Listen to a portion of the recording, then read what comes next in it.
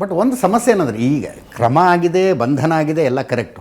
6 ತಿಂಗಳು 1 ವರ್ಷ ಬಿಟ್ಟು ನೀವು ಕೂತ್ಕೊಂಡಿರೋ ಕ್ಯಾಬಿನೆಟ್ನಲ್ಲೇ ಬರುತ್ತೆ ಮದ್ದೂರು ಗಲಭೆ ಮಾಡಿದವರ ಮೇಲಿನ ಪ್ರಕರಣವನ್ನು ವಾಪಸ್ ತೆಗೆದುಕೊಳ್ಳುವ ಪ್ರಪೋಸಲ್ಲು. ಪ್ರಶ್ನೆ ಇಲ್ಲ. ಇಲ್ವಾ?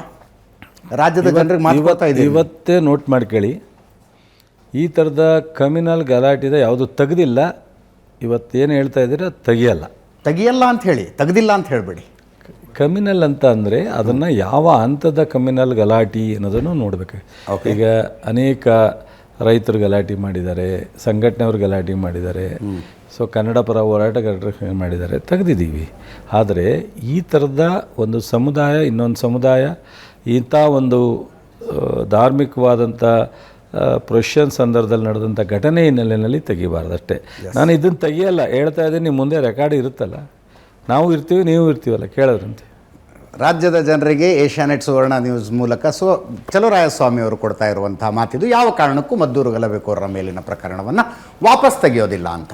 ತಾವು ಕ್ಯಾಬಿನೆಟ್ನಲ್ಲೇ ಇರ್ತೀರಿ ಸರ್. ಹಳೆ ಹುಬ್ಬಳ್ಳಿ ಗಲಭೆಕೋರರ ಮೇಲಿನ ಪ್ರಕರಣ ವಾಪಸ್ ತೆಗೆದುಕೊಳ್ಳೋ ಪ್ರಶ್ನೆ ಬಂದಾಗ ತಮ್ಮಂಥವ್ರು ವಿರೋಧಿಸಬೇಕಾಗಿತ್ತು ಅಂತ ನಿರೀಕ್ಷೆ ನಂದು. ಈಗ ಪೊಲೀಸರು ಖಂಡ ತುಂಡವಾಗಿ ಹೇಳ್ತಾರೆ, ತೆಗಿಬೇಡಿ ಇವರು ಮೇಲಿನ ಕೇಸನ್ನು, ಇವರು ಗಲಭೆಕೋರರು ಅಂತ ಹೇಳಿದ್ರು ಕೂಡ ಸರ್ಕಾರ ವಾಪಸ್ ತಗೊಳುತ್ತೆ. ನಾವು ಕ್ಯಾಬಿನೆಟ್ ಒಳಗೆ ಏನು ಮಾಡ್ತೀವಿ ಅಂತ ನಿಮ್ಗೆ ಗೊತ್ತಿರಲ್ವಲ್ಲ. ಅಲ್ಲ ಹೇಳಿ ಅಂತ ನಾನು ಅಂದರೆ, ಸೊ ಕೆಲವು ವಿಚಾರನ ಪ್ರಸ್ತಾಪ ಆಗಿರುತ್ತೆ, ಆದರೆ ಕೆಲವು ವಿಚಾರ ಪ್ರಸ್ತಾಪ ಆದಾಗ ಅದನ್ನು ಡಿಪೆಂಡ್ ಮಾಡ್ಕೊಳ್ತಕ್ಕಂಥ ಕೆಲವು ಸಂದರ್ಭಗಳು, ಸಮಯಗಳು ಮತ್ತು ಅಂತಿಮ ಒಟ್ಟಾರೆ ಕ್ಯಾಬಿನೆಟ್ ತೀರ್ಮಾನ ಆಗಿರುತ್ತೆ. ಸೊ ನಮ್ಮ ವಿಶೇಷವಾದಂಥ ಈಗಿನ ಮುಖ್ಯಮಂತ್ರಿಗಳು ಯಾವುದೇ ವಿಚಾರನ ಏಕಾಂಗಿ ಒಬ್ಬರ ತೀರ್ಮಾನದ ಮೇಲೆ ಅಂತಿಮ ತೀರ್ಮಾನಕ್ಕೆ ಬರಲ್ಲ. ಅವರು ಎಷ್ಟೇ ಸೀನಿಯರ್ ಇದ್ರೂ ಅವರೇ ಒಪ್ಪುವಂಥ ಸನ್ನಿವೇಶದಲ್ಲೂ ಎಲ್ಲರೂ ತೀರ್ಮಾನ ಏನಿದೆ ಅದಕ್ಕೆ ಒಪ್ತಾರೆ ವಿನ ನಾನು ಆಯಿತು ಇದನ್ನು ಮಾಡೋಣ ಅಂತ ಯಾವತ್ತೂ ಸಜೆಸ್ಟ್ ಮಾಡೇ ಇಲ್ಲ. ಒಂದು ಕಡೆ ಮದ್ದೂರಿನಲ್ಲಿ ಕಲ್ಲು ತೂರಾಟ, ಇನ್ನೊಂದು ಕಡೆ ಶಿವಮೊಗ್ಗ ಜಿಲ್ಲೆ ಸಾಗರದಲ್ಲಿ ಸಣ್ಣ ಮಕ್ಕಳು ನಿಂತ್ಕೊಂಡು ಗಣೇಶನ ಮೂರ್ತಿ ಮೇಲೆ ಉಗಿದಂಥ ಘಟನೆ, ಅದರದ್ದು ವಿಡಿಯೋ ಬಂತು, ತಾಯಿ ಕ್ಷಮಾಪಣೆ ಕೋರಿದ್ರು. ಮತ್ತೆ ಹೇಳ್ತೀನಿ, ನಾನು ಆ ಮಕ್ಕಳನ್ನು ಬ್ಲೇಮ್ ಮಾಡೋ ಉದ್ದೇಶ ನನಗಲ್ಲ.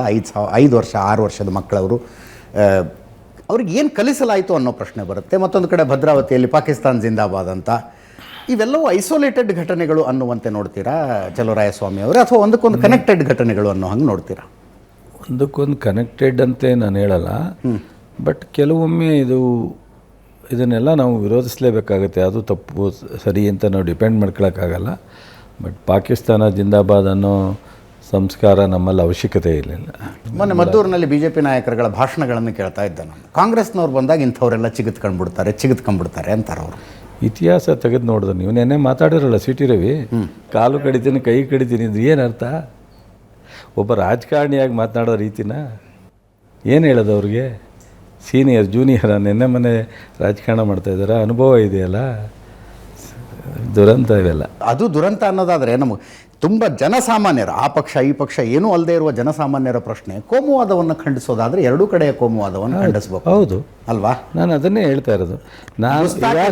ಏಕಿ ಸಜಾ ಸರ್ ತನ್ಸೆ ಜುದಾ ಅಂತ ಘೋಷಣೆ ಯಾರು ಹಾಕ್ತಾರಲ್ಲ, ಅವ್ರ ಮೇಲೂ ಈಕ್ವಲ್ ಆಕ್ಷನ್ ಆದರೆ ಹೌದಪ್ಪ, ಕಾಂಗ್ರೆಸ್ ಎರಡೂ ಕಡೆಯ ಕೋಮುವಾದವನ್ನು ಖಂಡಿಸ್ತಾ ಇದೆ. ಮದ್ದೂರಿನಲ್ಲಿ ಅದೇ ಆಗಿರೋದು. ನಾವು ಹಿಂದೂಗಳು ಯಾರನ್ನೂ ಅರೆಸ್ಟ್ ಮಾಡಿಲ್ಲ. ಒಂದು ಸಮುದಾಯದ ಯಾರು ತಪ್ಪು ಮಾಡಿದರೆ ಪ್ರಾರಂಭದಲ್ಲಿ, ಎರಡನೇ ತಪ್ಪಾಗಲಿಕ್ಕೆ ಕಾರಣ ಯಾರಾಗಿದ್ದಾರೆ ಅವರನ್ನೇ ಕ್ರಮ ತಗೊಂಡಿದ್ದೆ. ಕೇಸು ಪೊಲೀಸ್ನವ್ರು ಏನಾಗುತ್ತೆ, ಅದು ಯಾವ ಮಟ್ಟಕ್ಕೆ ಸೆಕ್ಷನ್ನು ಇನ್ನೊಂದು ಬೇರೆ ಆದರೆ ಕಂಪ್ಲೇಂಟ್ ಕೊಟ್ಟಾಗ ಎರಡೂ ಕಡೆ ರಿಜಿಸ್ಟ್ರ್ ಮಾಡ್ತಕ್ಕಂಥದ್ದು ಸರ್ವೇ ಸಾಮಾನ್ಯ ಆಗಿದೆ. ಯಾಕೆಂದರೆ ನಾವು ಒಂದು ಎಂಕ್ವೈರಿ ಮಾಡಿರಿ, ಆಮೇಲೆ ಕ್ಲೋಸ್ ಮಾಡಿರಿ, ಒಂದು ಕಂಪ್ಲೇಂಟ್ ಕೊಡ್ತೀವಿ ತಗೊಳ್ರಿ ಅನ್ನೋ ಒಂದು ಇದಿರುತ್ತೆ. ಅವರು FIR ಹಾಕಬೇಕು ಅಂದಾಗ ಹಾಕಬೇಕಾಗತ್ತೆ ಅನ್ನೋದು ಸರ್ಕಾರದ ಕಾನೂನು ರೂಲ್ಸು ಹಾಕತ್ತಾರೆ. ಸುಪ್ರೀಂ ಕೋರ್ಟು, ಹೈಕೋರ್ಟು ರೆಫರ್ ಮಾಡಿ ಕೊಡ್ತಾರೆ, ಲಾಯರ್ಗಳು ಕೊಡ್ತಾರೆ. ಯಾಕೆ ರಿಜಿಸ್ಟ್ರ್ ಮಾಡಲ್ಲ ಅಂತ, ರಿಜಿಸ್ಟ್ರ್ ಮಾಡಿ ಕೊಡಿ, ಆಮೇಲೆ ಎಂಕ್ವೈರಿ ಮಾಡಿ. ಬಟ್ ಆದರೆ ನಾವು ಇಲ್ಲಿವರೆಗೆ ಈ ಒಂದು ಸಮುದಾಯದ ಪ್ರಾರಂಭ ಆಯಿತು ಅಂದರೆ ಅದರ ಬಗ್ಗೆನೇ ನಾವು ಕ್ರಮ ತಗೊಂಡ್ರದೆ ವಿನ ಇನ್ನೊಂದು ಸಮುದಾಯ ಎರಡನೇ ಹಂತದಲ್ಲಿ ರಿವರ್ಸ್ ಮೇಲೆ ಕ್ರಮ ಆಗಿಲ್ವಲ್ಲ. ನಾವು ಆಗೋದಿಲ್ಲ ಅಂತಲೂ ಗ್ಯಾರಂಟಿ ಕೊಡ್ತೀರಾ? ಹಿಂದೂಗಳು ಯಾರು? ನಾನೀಗ ಎನ್ಕ್ವೈರಿ ಕಂಪ್ಲೀಟ್ ಮಾಡಿದ್ಮೇಲೆ ನಾನು ಅದನ್ನು ಸ್ಪಷ್ಟವಾಗಿ ಹೇಳ್ತೀನಿ. ಯಾಕೆ ಅಂದರೆ ಇದಕ್ಕೆ ಕಾರಣ ಏನು, ಇದ್ರ ಹಿನ್ನೆಲೆ ಏನು, ಯಾರು ಕುಮ್ಮಕ್ಕಿದ್ರು ಅಥವಾ ಅನ್ನೋದ್ರ ಪೂರ್ಣ ಪ್ರಮಾಣದಲ್ಲಿ ಬರದಲ್ಲೇ ನಾನು ಮಾತನಾಡ್ತಕ್ಕಂಥ ಸೂಕ್ತ ಅಲ್ಲ.